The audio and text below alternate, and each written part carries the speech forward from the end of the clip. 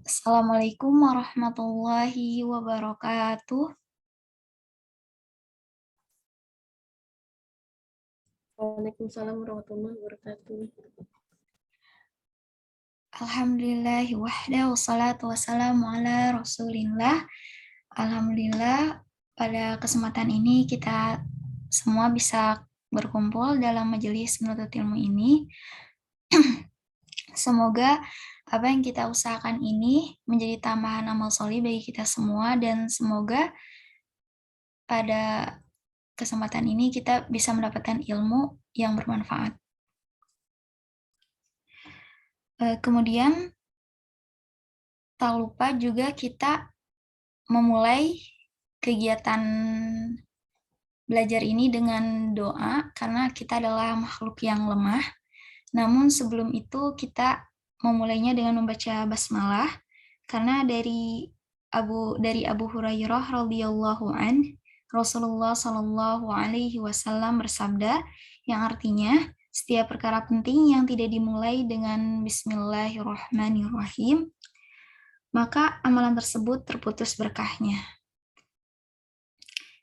Hadis ini hadis riwayat Al-Khatib dalam Al-Jami dari jalur Ar-Rahawai dalam Al-Arba'in As-Subki dalam tabaqatnya. Bismillahirrahmanirrahim. Allahumma inna nas'aluka ilman nafi'an wa rizqan thayyiban wa amalan mutaqabbalan. Ya Allah, kami memohon kepadamu ilmu yang bermanfaat, rizki yang baik, dan amalan yang diterima. Untuk pedoman bukunya, di Mahat MPD ini kita pakai metode Asy-Syafi'i yang covernya warna hitam. Jadi covernya warna hitam, terus di dalamnya kayak gini.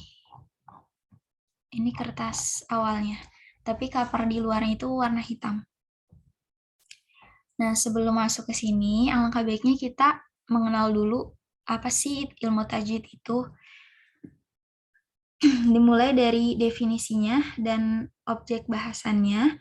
Dari definisinya sendiri, ilmu tajwid secara bahasa berarti tahsin, memperindah atau membaguskan. Nah, secara istilah, ilmu tajwid berarti ilmu yang mempelajari tata cara melafalkan huruf-huruf hijaiyah yang benar sesuai dengan makhraj dan sifatnya, serta hukum-hukum yang terkandung di dalamnya. Nah, sedangkan tahsin lebih sering digunakan untuk pembelajaran yang menekankan pada perbaikan bacaan secara praktis. Nah, jadi kalau tahsin itu dia lebih ke praktisinya, ke praktiknya. Kalau tajwid ini lebih ke teoritisnya. Nah, sedangkan talaki, jadi di dunia tahsin ini pasti kita mendengar kayak talaki gitu. Talaki artinya menemukan, menjumpai, memberikan, atau menyampaikan. Nah, dengan arti lain, talaki adalah mengambil sesuatu darinya secara langsung. Nah, belajar secara talaki maksudnya adalah murid bertemu langsung face to face dengan guru, mengambil ilmu darinya, bermulazamah padanya, mengikuti jejak langkah, adab, dan akhlak, yang artinya bermulazamah itu, nah, serta membacakan kitab-kitab padanya untuk dikoreksi, diberi penjelasan, dan ditanamkan pemahaman. Nah, kemudian untuk objek bahasan ilmu tajwid adalah kalamullah. Jadi untuk hadis-hadis, ketika kita membaca hadis, kemudian untuk ketika kita membaca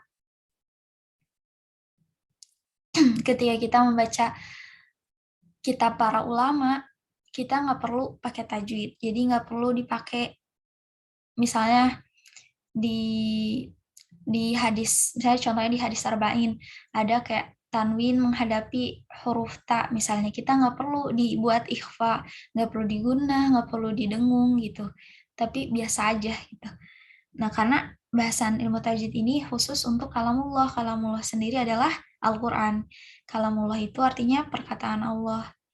Nah, kalamullah adalah Al-Quran.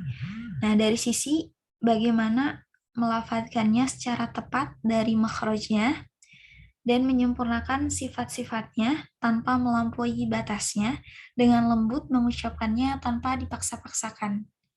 Nah, jadi bacanya juga walaupun ada aturannya, tajwid ya, aturannya ada pedoman tajwid, tapi jangan dipaksa-paksakan. Jadi jangan, kan banyak ya yang apa ya, bacanya itu dipaksakan banget sampai kayak kedengarannya itu kayak kayak mau muntah gitu. Padahal nggak perlu dipaksa-paksakan. Yang penting makhrajnya pas sesuai dengan hurufnya. Nah, karakteristik bacaan yang bertajwid, pertama, jelas vokalnya. Jadi kalau fathah, fathah, kalau kasroh, kasroh, kalau domah, domah. Kemudian dialeknya harus Arabi, jadi jangan sampai kalau misalnya ngomongnya medok ke bawah medok, atau jangan sampai ke bawah dialek bahasanya gitu. Sama kalau misalnya kayak kita kalau mau pidato bahasa Inggris kan, kita nggak mungkin kalau nggunain dialek Jawa kita misalnya, atau dialek bahasa ibu kita gitu. Tapi kita menggunain dialek bahasa Inggris sesuai dengan bahasanya gitu. Kemudian apik dalam ahkam, jadi mengikuti hukum-hukumnya, disiplin pada hukumnya. Kemudian apik dalam wakof, jadi nggak berhenti tiba-tiba, karena kalau berhenti tiba-tiba artinya jadi rancu gitu. Jadi secara nggak sadar nanti bakal mengubah keaslian Al-Quran. Kemudian yang terakhir, terhindar dari kesalahan-kesalahan.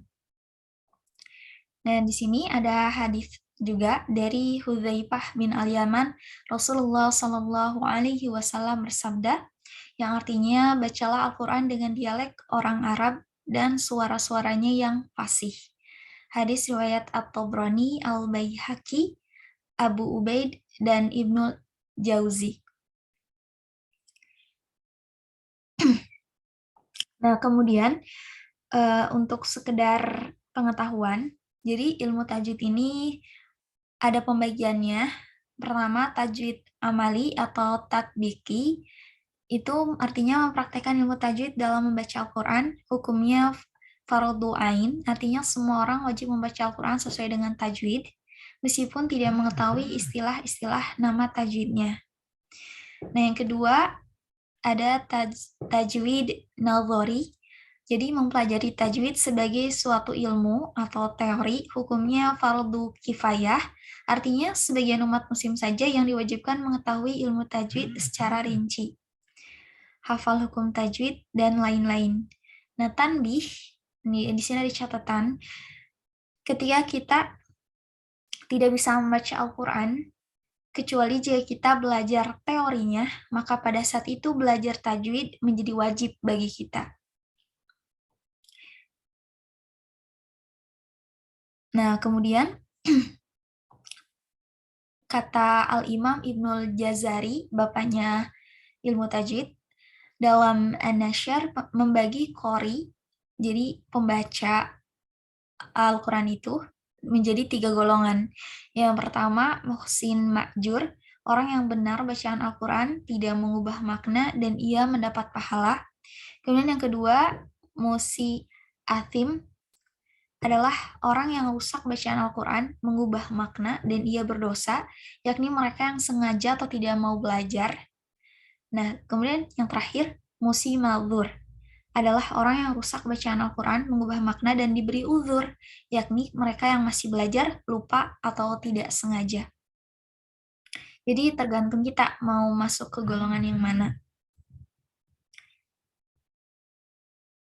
Jangan sampai kita masuk ke golongan yang muksi athim, yang berdosa. Yang tadi yang kedua. Nah, kemudian hukum mempraktekkan tajwid dari sisi makharijul huruf ini wajib, karena mengubah makhraj berarti mengubah huruf. Jadi istilahnya makhraj itu adalah tempat keluarnya huruf. Kalau misalnya beda tempat, ya bukan huruf itu berarti yang dikeluarkan gitu. Jadi dari sisi makharijul huruf ya wajib. Kemudian dari sisi sifatul huruf, Untuk sifat wajibnya, wajib beriltizam, jadi harus mengikuti hukumnya. Nah, untuk sifat penghiasnya, di majelis ada itu majelis pengambilan sanad, itu wajib. Untuk tilawahnya, untuk qori mungkin tercela bila meninggalkan, kalau awam tidak mengapa. Nah, kemudian dari tadi kita udah mengenal nih ilmu tajwid dan objek bahasannya dan lain-lain. Nah, manfaatnya apa sih dari mempelajari ilmu tajwid ini? Jadi ada 3 manfaatnya.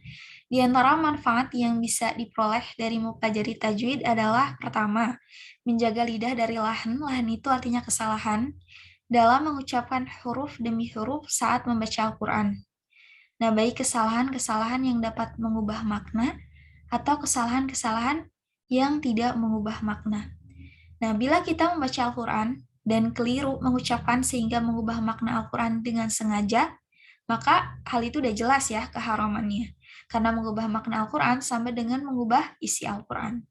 Nah, adapun bila kita melakukan kesalahan-kesalahan yang nggak sampai nih mengubah makna, tapi walaupun tidak terhitung mengubah isi Al-Quran, sesungguhnya sadar ataupun tidak sadar, kita telah mengubah keasliannya, keaslian Al-Quran. Karena Al-Quran diturunkan satu paket dengan ilmu tajwid. Begitulah Al-Quran dibacakan oleh malaikat Jibril kepada Nabi Muhammad SAW. Nah, dari penjelasan tadi artinya cara membaca Al-Quran itu merupakan sesuatu yang tauqifi atau given. Jadi nggak ada lagi ruang-ruang ijtihad atau usaha individu di dalamnya. Nah, itu yang tadi manfaat yang kedua, yaitu menjaga keaslian Al-Quran. Nah, manfaat yang ketiga adalah untuk meraih keridhaan Allah Subhanahu wa Ta'ala, karena membaca Al-Quran dengan tajwid adalah perintahnya. Sebagaimana yang tadi, belum. Sebagaimana ada hadis dari Zaid bin Thabit yang artinya sesungguhnya Allah menyukai Al-Quran ini dibaca sebagaimana dahulu diturunkan. Hadis riwayat Ibnu Khuzaimah. Jadi selain kita mematuhi perintah Allah yang menyukai Al-Quran ini dibaca sesuai keasliannya, kita juga mengikuti sunnah Nabi gitu, mengikuti hadis Nabi. Jadi kita dapat double poin pahalanya insya Allah. Nah, kemudian lanjut lagi. Ada lahan dalam membaca Al-Quran. Nah, lahan ini secara bahasa berarti menyimpang dari yang benar. Nah, secara istilah, kekeliruan atau kesalahan dalam membaca ayat-ayat Al-Quran. Nah, lahan dalam membaca Al-Quran terbagi menjadi 2. Ada lahan jali dan lahan khafi. Nah, lahan jali lahannya udah tahu kan kesalahan. Nah, al-jali sendiri artinya terang atau jelas. Berarti lahan jali berarti kesalahan yang terlihat dengan jelas, baik di kalangan awam maupun para ahli tajwid. Nah, jenisnya ada berkaitan dengan huruf, seperti mengganti satu huruf dengan huruf yang lain, dan menambah atau mengurangi huruf. Kemudian yang kedua berkaitan dengan harokat, seperti mengubah harokat fathah menjadi kasroh, kasroh menjadi dhammah, atau selainnya. Kemudian yang ketiga berkaitan dengan waqaf dan ibtida, seperti berhenti pada tempat-tempat yang dapat mengubah makna, bahkan menjadi negatif, atau memulai pada tempat yang tidak sesuai dan mengubah makna menjadi negatif. Contohnya, kesalahan yang berkaitan dengan huruf, contohnya di surat Al-Fatihah. Di Al-Fatihah ayat 2.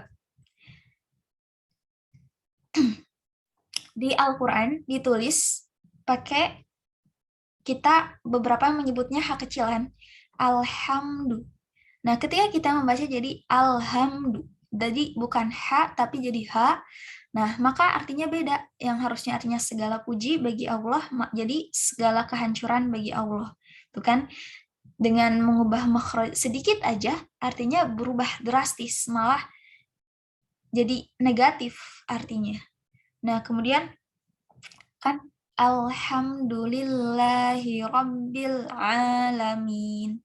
Ketika alaminnya dirubah jadi hamzah jadi alamin yang harusnya artinya semesta alam, Rob semesta alam kan, Robbil alamin, Rob semesta alam, artinya jadi berubah Allah Rob orang-orang yang sakit.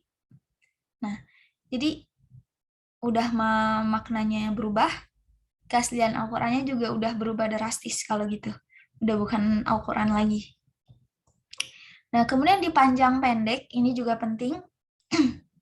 Contohnya di Quran Surah Al-A'raf ayat 84, saat kita membaca wa amtarna alaihim matara matara, ketika kita membacanya matara, jadi tonya jadi panjang, harusnya kan tonya pendek, matara. Matara itu artinya hujan, jadi di sini ceritanya dan kami turunkan kepada mereka hujan, hujannya itu hujan batu, jadi ini adalah mengisahkan tentang azab bagi kaum nabi yang namanya itu lesbi atau homoseksual lah, pokoknya itulah. Nah, jadi dia dikasih hujannya itu hujan batu. Nah, saat kita membacanya jadi dua harokat, matoron artinya jadi bandara. Jadi artinya berubah banget. Dan kami turunkan kepada mereka bandara. Tuh berubah drastis. Kalau misalnya kita nggak notice gitu ke hal ini. Nah, kemudian lanjut lagi kesalahan yang berkaitan dengan harokat. Contohnya, jadi kalau di bahasa Arab itu harokat di akhir itu penting. Jadi kalau buat ngebedain mana, kan kalau di Indonesia ada subjek, predikat, objek. Nah, kalau di bahasa Arab untuk ngebedain subjeknya yang mana, predikatnya yang mana, objeknya yang mana, itu dengan harokat di akhir. Jadi kalau misalnya dia harokatnya dhammah, artinya dia fa'il atau subjeknya. Kalau misalnya harokatnya fathah, artinya dia maf'ul bih atau objeknya. Kalau misalnya harokatnya kasroh, artinya dia sebenarnya kasroh bisa apa aja, tapi masalah ada banyak. Nah, tapi contohnya di sini artinya dia jar majrur. Nah, jar majrur di sini bisa keterangan atau apa, atau mudhof ilaih. Mudhof ilaih itu artinya dia semacam kayak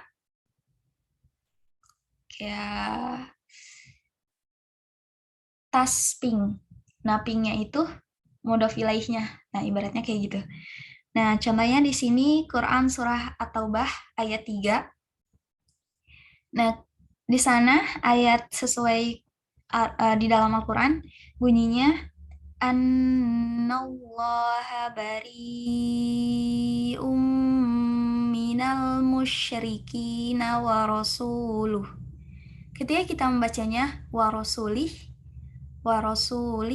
maka artinya pun jadi berbeda. Nah, jadi kalau yang tadi artinya yang wa rasuluh, artinya sesungguhnya Allah dan Rasulnya berlepas diri dari orang-orang musyrik.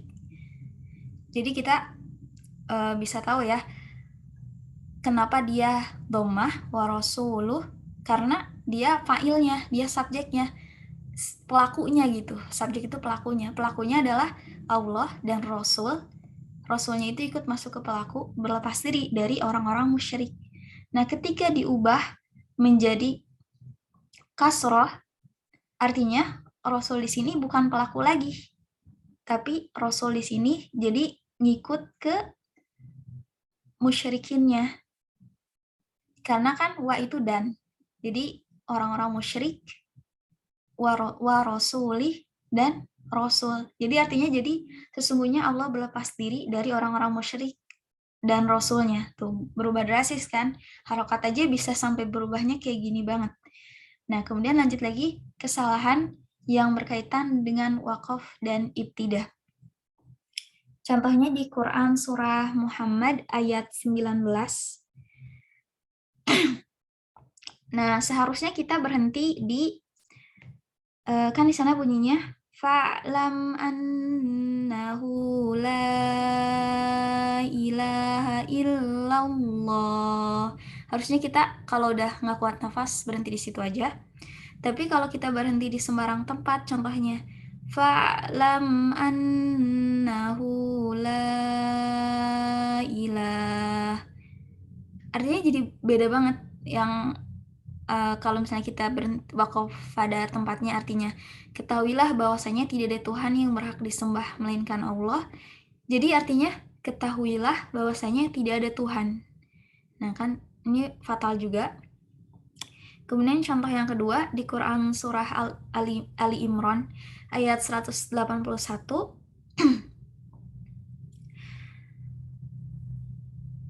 Di sana bacaannya laqad sami'allahu qaulal ladzina qalu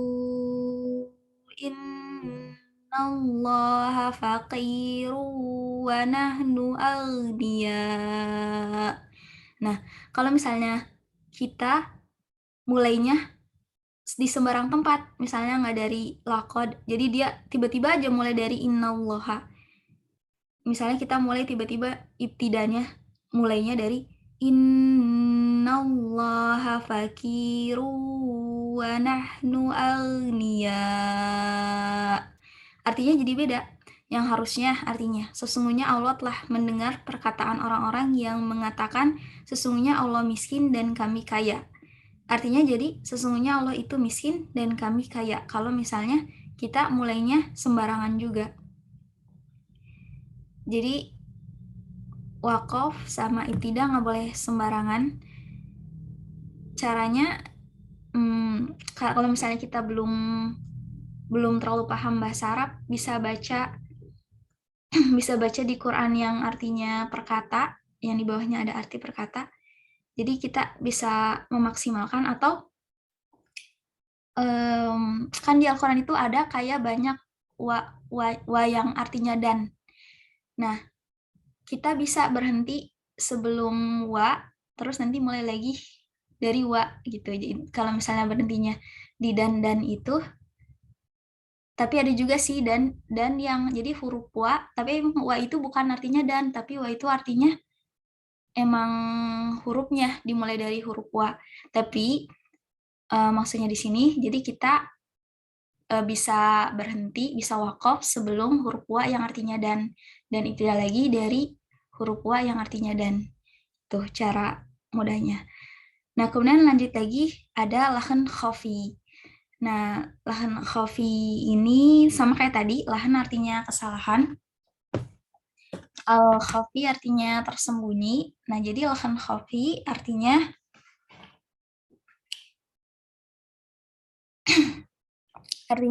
kesalahan ketika membaca Al-Quran yang tidak diketahui secara umum kecuali oleh orang yang pernah mempelajari ilmu tajwid. Nah, bahkan sebagian di antaranya hanya diketahui oleh para ulama yang memiliki pengetahuan mengenai kesempurnaan membaca Al-Quran. Nah, jenisnya yang pertama tidak menyempurnakan harokat sebagaimana mestinya. Yang fathah dia membuka sedang, misalnya yang kasroh rahangnya diturunkan ke bawah, atau yang dhammah dimajukan bibirnya, kedua bibirnya. Kemudian tidak konsisten dalam mad. Jadi apa ya namanya? Panjangnya nggak konsisten. Kemudian lanjut lagi tidak konsisten dalam menentukan kadar panjang gunnah. Kemudian memantulkan huruf-huruf yang bukan qalqalah dan tidak memantulkan huruf-huruf qalqalah. Kemudian berlebihan dalam mengucapkan huruf lam. Kemudian membaca sambil dipaksakan menangis secara dibuat-buat.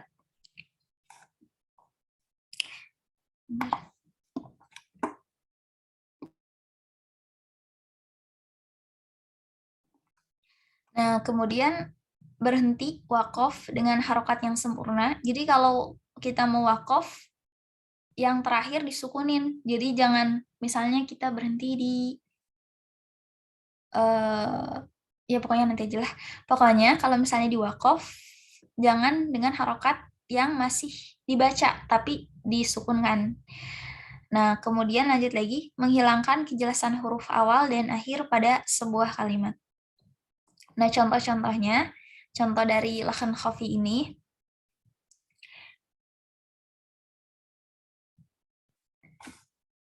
Sebentar ya, mungkin ada.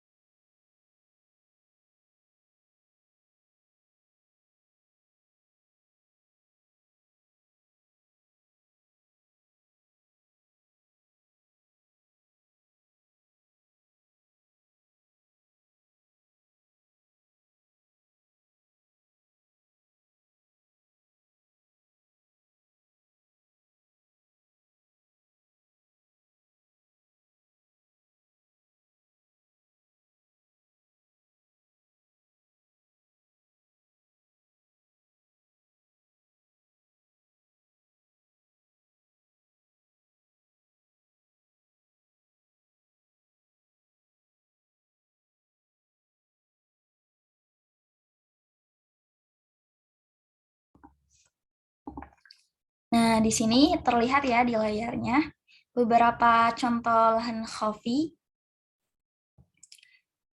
Ketika kita mau mewakaf di tanwin fathah tain, maka dibacanya 2 harokat. Afwaja. Nah, ketika kita dibaca lebih dari 2 harokat, maka ini termasuk lahan khafi. Nah, kemudian lanjut lagi, ketika ada mad wajib mutasil, jadi ada kayak bendera gitu. Ya, beberapa orang nyebutnya bendera, beberapa orang nyebutnya alis. Ya, pokoknya gini bentuknya. Terus setelahnya ada hamzah. Nah, maka dibaca minimal 4 harokat. Nah, ketika dibaca 2 harokat, maka ini termasuk ke lahan khafi. Nah, kemudian ro di sini dia dibaca dengan menebalkan huruf ro. Ketika tidak dibaca dengan menebalkan huruf ro, maka termasuk lahan khafi. Nah, menebalkannya seperti apa? Nah, jadi kalau menebalkan, kalau ada kata-kata menebalkan, artinya vokalnya jadi O, jangan sampai jadi A. Jadi dibacanya Ar-Rahman, bukan Ar-Rahman. Jadi bukan Ra, tapi Ro. Nah, jadi ketika dibaca Ra, maka dia masuk ke lahan khafi. Kemudian ketika ada nun menghadapi huruf kaf, dia termasuk ikhfa. Nah, ketika dia dibaca izhar jelas, misalnya jadi minkum, yang harusnya minkum, maka dia juga termasuk ke lahan khafi. Nah, kemudian lanjut lagi, ketika huruf yang harusnya satu ketukan aja, satu harokat aja, dibaca sedikit menambahkan panjang. Misalnya, bila dipanjangin huruf B-nya, maka dia termasuk ke lahan khafi juga. Nah, di sini ada huruf lam. Lam ini bukan qalqalah. Nah, ketika dibacanya kayak huruf qalqalah dipantulin jadi alhamdu, alhamdu. Kan banyak ya. Tanpa kita sadari kita memantulkan lamnya, tapi kita nggak sadar. Nah, itu juga termasuk kesalahan yang khafi. Harusnya jangan dipantulin, tapi alhamdu. Jangan sampai ada le-nya gitu. E-nya. Terus pengucapan iya kak dengan menekan iya. Kalau dibacanya iya kak tanpa menekan iya, itu juga termasuk lahan khafi. Dia harus ditekan ya, ya bertasydid itu. Karena untuk orang Arab sendiri pengucapan ini tuh sulit, makanya baca itu sampai ditekan-tekan. Kemudian lanjut lagi. Di sini ada ikhfa tarkik dan ikhfa tafhim. Nanti kita pelajari di tahsin lanjutan. Di tahsin dasar belum kita pelajari. Nah, kemudian lanjut lagi ada qalqalah tafhim dan qalqalah tarkik. Nah, nanti juga kita tahu kenapa dia bisa atau kapan si qalqalah itu bisa tafhim, kapan qalqalah itu tarkik. Nah, jadi kalau tafhim itu tebal artinya. Ingat kalau tebal artinya dia vokalnya O, jadi pantulannya pun vokalnya O. Jangan sampai rozak, jangan sampai gitu. Tapi rozako, rozako, rozako, nahum gitu. Nah, kemudian lanjut lagi. Tadi kita udah membahas kesalahan, sekarang kita masuk ke rukun.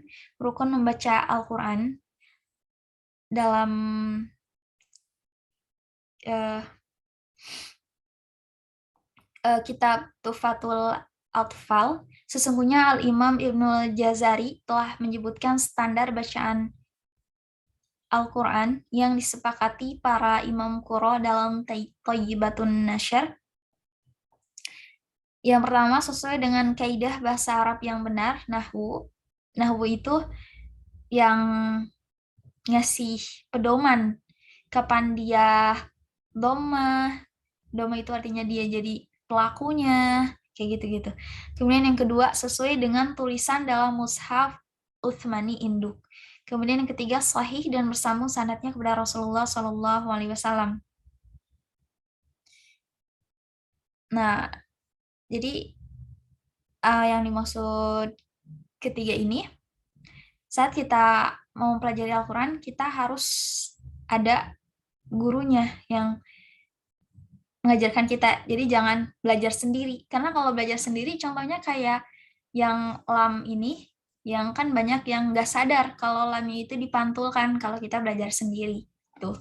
Nah, jadi kapan saja salah satu rukun yang tadi disebutkan itu tidak terpenuhi, maka bacaan Al-Quran itu termasuk bacaan syad atau salah yang tidak boleh diamalkan baik di dalam maupun di luar sholat.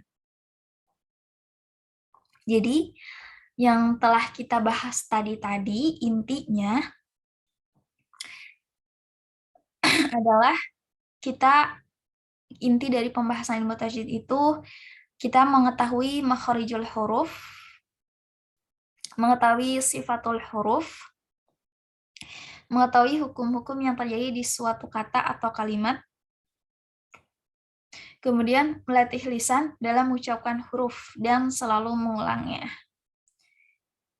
Nah, karena kan kita biasa ngomong bahasa Indonesia, jadi saat ketika kita mengucapkan bahasa yang kita nggak biasa, ya berarti kita harus melatih lisan kita dalam agar ketika mengucapkan huruf ini lidah kita udah standby, jadi udah auto gitu loh, sesuai mengeluarkan huruf sesuai tempatnya.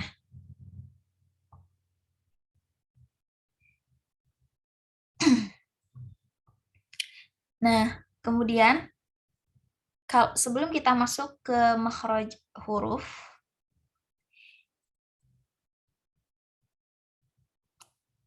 atau kalau misalnya di metode Asy-Syafi'i ini kita dimulai dengan lam ta'rif. Oh, ini masih putih.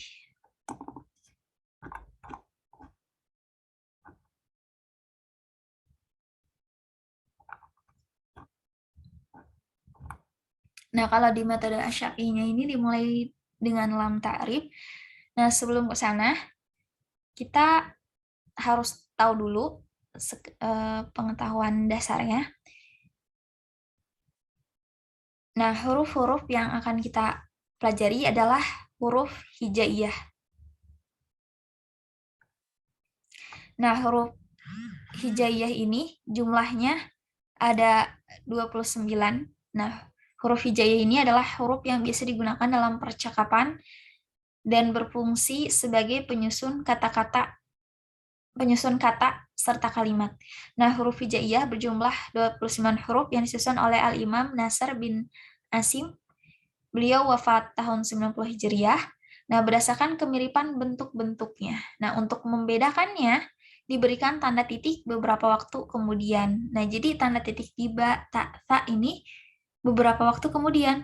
Sebelumnya belum ada dan disusun berdasarkan kemiripan bentuk-bentuknya. Jadi kita bisa lihat ya, ba, ta, tha di apa ya, dideket-deketin karena emang bentuknya mirip mirip gitu. Terus jahaho bentuknya mirip, yang membedakan titiknya. Nah, huruf pertama dalam deretan hijaiyah adalah hamzah, bukan alif. Nah, huruf alif ada di huruf sebelum akhir, yaitu yang bersambung dengan lam alif. Nah, Hal itu karena alif adalah huruf yang senantiasa sukun dan tidak bisa dibunyikan tanpa didahului oleh huruf lain. Nah, dipilihnya huruf lam dalam hal ini karena ia adalah huruf yang sering menyertai alif.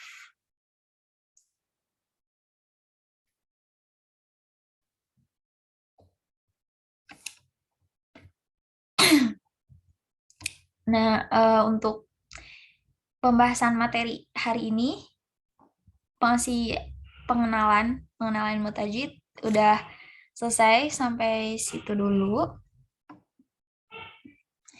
Ada yang mau ditanyakan dulu? Nanti kalau misalnya terpental masuk lagi ya Zoom-nya. Ini 1 menit lagi, Zoom 40 menitnya selesai.